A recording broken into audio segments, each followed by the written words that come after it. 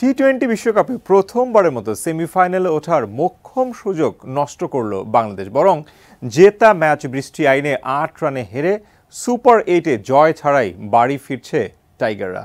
আর প্রথমবারের মতো শেষ চারে উঠে ইতিহাস গড়ল আফগানিস্তান। তাতে কপাল পুড়ল অস্ট্রেলিয়ার।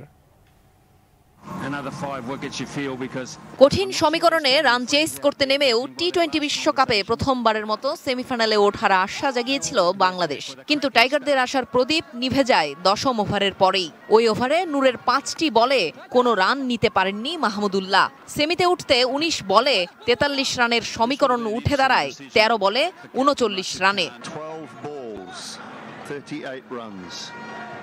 বিশ্বমানের থার্মিক্স রড, সালাম স্টিল থার্মিক্স, দেশের একমাত্র থার্মিক্স রড।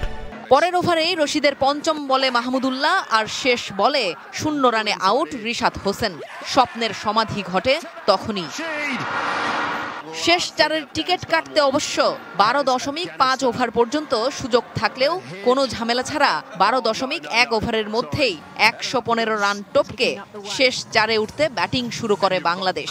শুরু থেকে লিটন দাস চেষ্টা চালালেও তাকে সঙ্গ দিতে পারেননি কেউই। শেষ ২ ওভারে ১২ রানের সমীকরণ মেলাতে না পেরে জেতা ম্যাচটাও হেরে বসে টাইগাররা।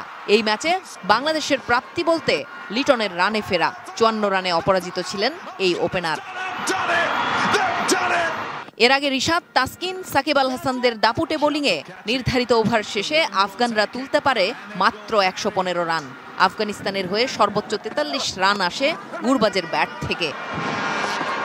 সেই স্বল্প পুঁজি নিয়েও একাগ্রতা ও দলীয় ঐক্যের জোরে বাংলাদেশকে হারিয়ে নিজেদের ইতিহাসে প্রথমবারের মতো টি-20 বিশ্বকাপে সেমিতে ওঠার আনন্দে মাতে আফগানিস্তান।